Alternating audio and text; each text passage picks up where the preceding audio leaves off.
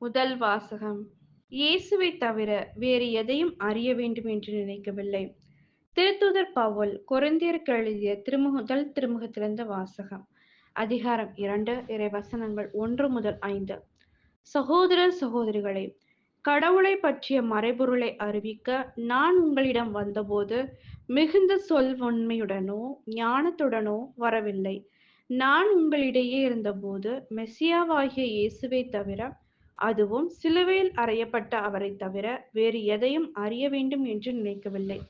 நான் உங்கள் நடுவில் வலுவற்றவனாய் மிகுந்த அச்சத்தோடும் நடுக்கத்தோடும் இருந்தேன். நான் பறைசாற்றிய செய்தி ஞானத்தின் கவர்ச்சியான சொற்களில் அமையவில்லை. ஆனால் அது தூய ஆவியின் வல்லமையை எடுத்துக்காட்டுவதாக அமைந்தது. உங்கள் நம்பிக்கைக்கு அடிப்படை மனித ஞானம் அல்ல, கடவுளின் வல்லமையே. இது ஆண்டவரின் அருள்வாக்கு. இறைவா உமக்கு நன்றி. நற்செய்தி வாசகம். இறைவாக்கினர் எவரும் தம் சொந்த ஊரில் ஏற்றுக்கொள்ளப்படுவதில்லை. லூக்கா எழுதிய தூய நற்செய்தியிலிருந்து வாசகம். அதிகாரம் 4, இறைவசனங்கள் 16 முதல் 30. அக்காலத்தில் இயேசு தாம் வளர்ந்த ஊராகிய நாசரேத்துக்கு வந்தார். தமது வழக்கத்தின்படி ஓய்வு நாளில் தொழுகை கூடத்திற்கு சென்று வாசிக்க எழுந்தார். இறைவாக்கினர் எசேயாவின் சுருளேடு அவரிடம் கொடுக்கப்பட்டது. அவர் அதை பிரித்தபோது கண்ட பகுதியில் இவ்வாறு எழுதியிருந்தது: ஆண்டவருடைய ஆவி என்மேல் உள்ளது, ஏனெனில் அவர் எனக்கு அருள்பொழிவு செய்துள்ளார். ஏழைகளுக்கு நற்செய்தியை அறிவிக்கவும், சிறைப்பட்டோர் விடுதலை அடைவர், பார்வையற்றோர் பார்வை பெறவர் என முழக்கமிடவும், ஒடுக்கப்பட்டோரை விடுதலை செய்து அனுப்பவும், ஆண்டவர் அருள் தரும் ஆண்டினை முழக்கமிட்டு அறிவிக்கவும் அவர் என்னை அனுப்பியுள்ளார். பின்னர் அந்த ஏட்டை சுருட்டி ஏவலரிடம் கொடுத்துவிட்டு அமர்ந்தார். தொழுகை கூடத்தில் இருந்தவர்களின் கண்கள் அனைத்தும் அவரையே உற்று நோக்கியிருந்தன. அப்பொழுது அவர் அவர்களை நோக்கி, நீங்கள் கேட்ட இந்த மறைநூல் வாக்கு இன்று நிறைவேறிற்று என்றார்.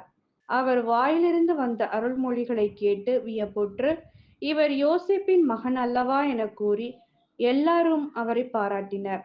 அவர் அவர்களிடம், நீங்கள் என்னிடம், மருத்துவரே, உம்மையே நீர் குணமாக்கிக் கொள்ளும் என்னும் பழமொழியை சொல்லி கப்பர்நாகுமில் நீர் செய்ததாக நாங்கள் கேள்விப்பட்டவற்றை எல்லாம் உம் சொந்த ஊராகிய இவ்விடத்திலும் செய்யும் என கண்டிப்பாய் கூறுவீர்கள். ஆனால் நான் உறுதியாக உங்களுக்கு சொல்கிறேன், இறைவாக்கினர் எவரும் தம் சொந்த ஊரில் ஏற்றுக்கொள்ளப்படுவதில்லை.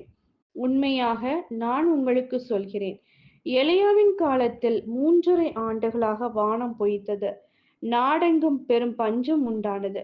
அக்காலத்தில் இஸ்ராயலரிடையே கைம்பெண்கள் பலர் இருந்தனர். ஆயினும் அவர்களுள் எவரிடமும் எலியா அனுப்பப்படவில்லை. சீதோனை சேர்ந்த சாரிபாத்தில் வாழ்ந்த ஒரு கைம்பெண்ணிடமே அனுப்பப்பட்டார். மேலும் இறைவாக்கினர் எலிசாவின் காலத்தில் இஸ்ராயலரிடையே தொழுநோயாளர்கள் பலர் இருந்தனர். ஆயினும் அவர்களுள் எவருக்கும் நோய் நீங்கவில்லை. சிரியாவை சார்ந்த நாமானுக்கே நோய் நீங்கியது என்றார். தொழுகை கூடத்தில் யாவரும் இவற்றை கேட்டபோது சீற்றம் கொண்டனர். அவர்கள் எழுந்து அவரை ஊருக்கு வெளியே துரத்தி அவ்வூரில் அமைந்திருந்த மலை உச்சியிலிருந்து கீழே தள்ளிவிட இழுத்து சென்றனர். அவர் அவர்கள் நடுவே நடந்து சென்று அங்கிருந்து போய்விட்டார். இது கிறிஸ்துவின் நற்செய்தி. கிறிஸ்துவே உமக்கு புகழ்.